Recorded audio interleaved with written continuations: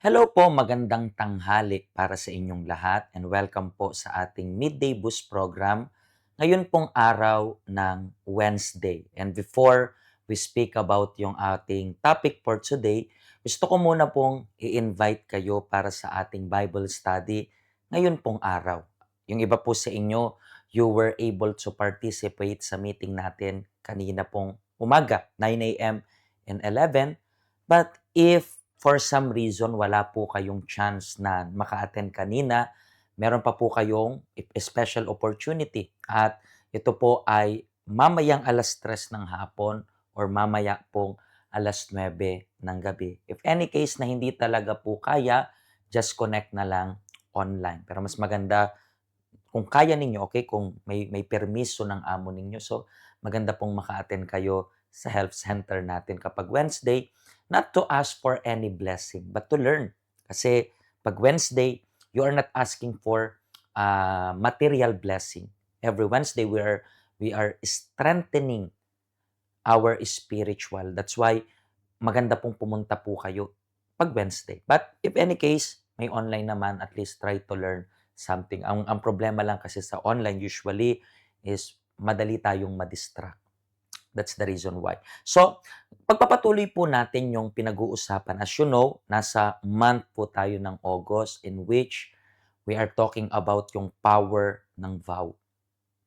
And yung power ng vow, you obligate yourself and you obligate God as well. Bakit? Kasi give and take yan eh. You are promising something on exchange of something.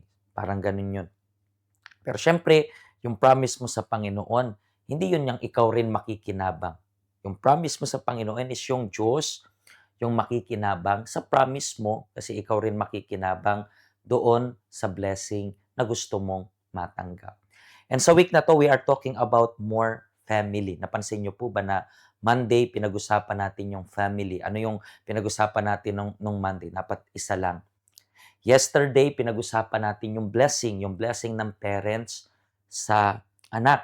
And today, we're going to speak about family pa rin. Kasi naalala niyo po yung advice ng tatay ni Jacob sa kanya, o "Huwag kang mag-aasawa ng taga-Kanaan. Punta ka do'n sa family members natin doon sa Padam-aram. Makikita mo yung physically pinsan mo and then yun yung mapapangasawa mo." Before, okay lang po kasi yun. Bakit? Kasi nga, alam ko po, legally speaking, sa panahon natin ngayon, hindi na yun pwede. Pero sa panahon before, konti pa lang kasi yung tao sa mundo. So, pwedeng makapag-asawa sila ng family members nila kung yan po yung tanong ninyo. Okay? So, sabi ng tatay, yung advice ng tatay, "Huwag kang mag-asawa, pili ka lang ng isa do'n sa bahay ng tito mo, si Laban, and then yun yung mapapangasawa mo." And interestingly, si Esau, nalaman niya po yung utos na yun. Pero tingnan ninyo po kung ano nangyari. Sabi dito napansin ni Esau na ayaw ng kanyang ama ang mga babaeng taga-Kanaan. Kaya pumunta siya sa tiyuhin niyang si Ishmael na anak ni Abraham kay Hagar at napangasawa si Mahalat na kapatid ni Nebayot at anak ni Ishmael.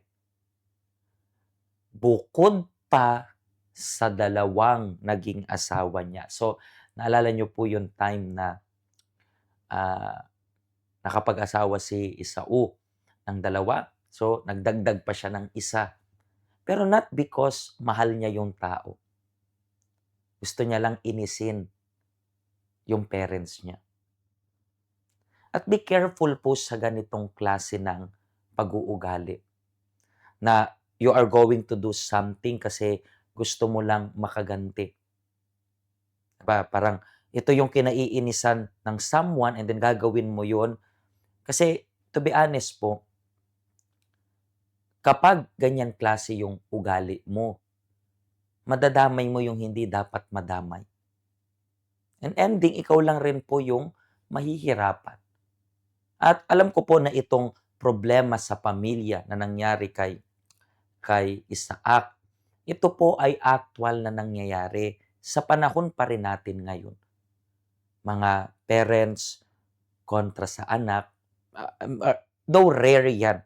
Kasi yung parents, para sa akin, ang hirap ng parents maging kontra sa anak. 'Di ba?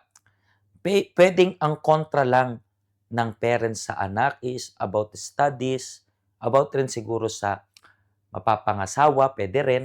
Though madalas sa panahon natin ngayon, hinahayaan na ng parents, "O bahala ka kung sinong gusto mong mapangasawa." Pero madalas, anak yung kontra sa parents. Kasi nga minsan makitid yung vision when it comes about sa mga bagay-bagay ng anak kasi nga wala pa namang karanasan yung anak, eh. Yun naman yung reason po kung bakit tayo binigyan ng Diyos ng parents. Binigyan tayo niyang Diyos ng parents, bakit? Kasi yung parents, sila na po yung nagkamali para hindi po sana natin gayahin yung pagkakamali ng parents. That's the reason why kapag merong payo, yes, hindi lahat ng magulang maganda yung payo. Pero meron ka po, that's why ang galing po ng Diyos. Bakit? Kasi hindi po, yes, malaki pong impact yung may nagtuturo sa atin na dapat nating gawin yung something. Pero in the end of the day, hindi unfair yung Diyos. Binigyan niya tayo ng tinatawag na common sense. Ibig sabihin, wala man magturo sa'yo na mali yung ginagawa mo or tama yung ginagawa mo. Wala man magturo pero meron kang sense, meron ka pong konsyensya na yung ginagawa mo hindi makatarungan. That's the reason why how many times may mga tao po na lumalapit sa amin. And then minsan nagtatanong sila, mali po ba yung ginawa ko? Tama po ba yung ginawa ko? And how many times pag ganito yung tanong ng isang tao na lumalapit sa akin, sinasabi ko sa kanila, wala ako sa lugar na magsasabi sa iyo na tama yung ginawa mo or mali yung ginawa mo. Wala ako sa lugar na yan. Pero one thing lang yung gusto kong sabihin sa iyo. Kung bumibigat yung konsensya mo, kasi siguro may mali. Siguro hindi yung kabuo ang action, pero yung proseso kung paano mo ginawa yung action na yan, may mali. Kasi kung nagtatanong ka kung tama, kasi for some reason, merong kumurot dyan sa konsensya mo. That's the reason why, Pastor, anong dapat kong gawin kapag merong ganitong anak kontra sa magulang, magulang kontra sa anak, asawa kontra sa asawa, so on and so forth, ipag-pray. That's why this coming weekend po, meron tayong event na tinatawag nating Empowering Family, in which we are going to be praying for your family, for your loved ones. Why? Because we want yung family members nyo, we want your loved ones na ma-empowered mula sa Panginoon. But most especially ikaw na nandito po sa Hong Kong, and then hindi mo, mabigat yung pinagdadaanan mo sa family mo. May mga pagkakataon magulo, and you don't even know what to do anymore. Kailangan mo pong kumapit sa Panginoon. Kailangan mong lumapit sa Panginoon. Hingiin yung lakas. I'm not trying to become religious dito kasi hindi naman religiosity, but what I'm trying to say is, kung wala ka nang makakapitan, Diyos po yung kapitan mo. Do you understand? And this coming weekend yan, ito po yung ating address. Again, ito po yung ating schedule. Ito po yung ating helpline. If any case na kailangan nyo po ng more information na hindi included dyan. Okay? So, bukas po ay makakasama ko yung wife ko and then pag-uusapan natin yung isang topic. We are going to continue yung topic. Babalik tayo kay Jacob. Pero pagbalik natin kay Jacob, alam mo po, doon na tayo sa kalagitnaan ng journey niya. Malapit na siyang gumawa ng vow. And yan po yung pag-uusapan natin tomorrow. Okay? Please share nyo po yung link ng program na ito. I believe maraming matutulungan yung message natin for today. Okay? God bless you po. Ingat kayo. Bye-bye.